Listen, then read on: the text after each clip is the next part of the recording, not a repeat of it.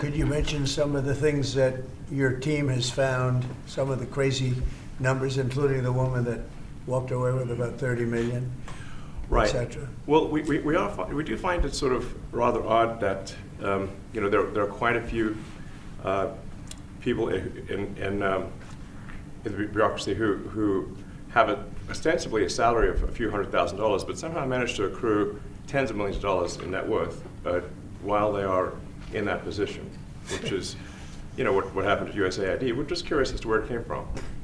Maybe they're very good at investing, in which case we should take their investment advice, perhaps. But just there seems to be mysteriously they get wealthy. We don't know why. Where does it come from? And I think the reality is that they're getting wealthy at the taxpayer expense. That's the honest truth of it. So, we're looking at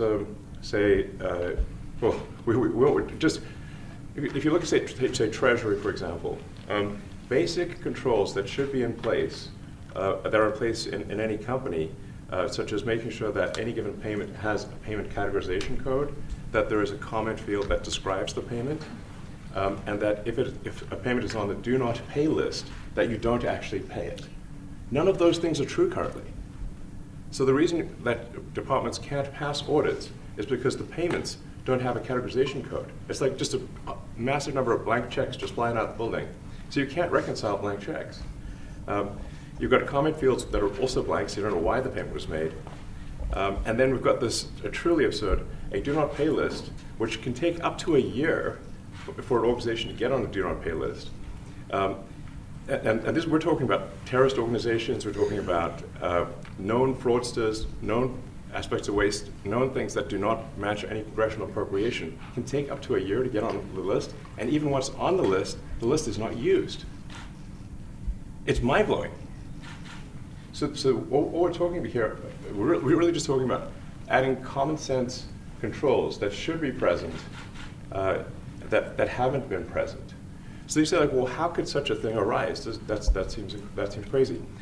When you understand that really everything is geared towards complaint minimization, so then you understand the motivations. So if people receive money, they don't complain, obviously. But if people don't receive money, they do complain. And the fraudsters complain the loudest and the fastest.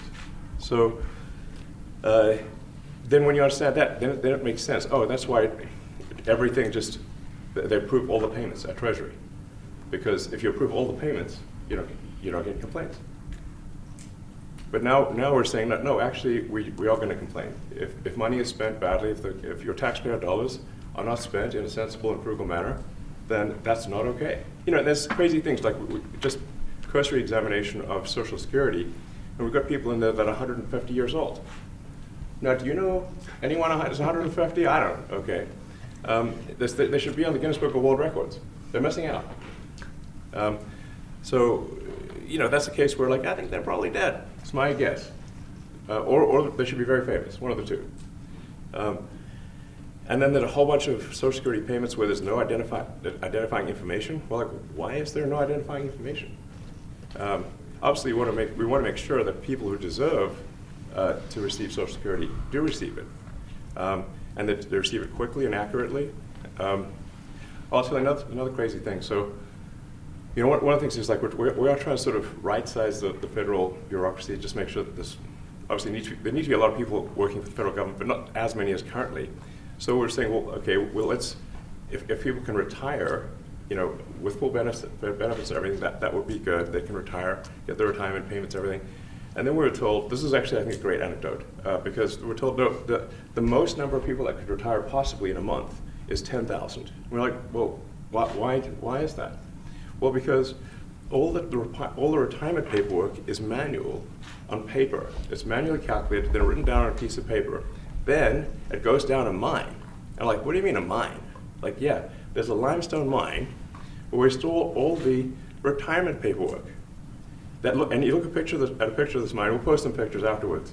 And this mine looks like something out of the 50s because it was started in 1955. So it looks like it's like a time warp. And then the speed, then the limiting factor is the speed at which the mine shaft elevator can move determines how many people can retire from the federal government.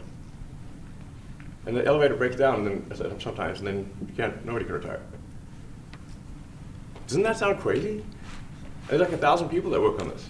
So I think if we can take those people and say, like, you know what, instead of working in a mine shaft and carrying manila envelopes to, boxes in a mine shaft, you could do practically anything else, and you would add to the goods and services of the United States in a more useful way.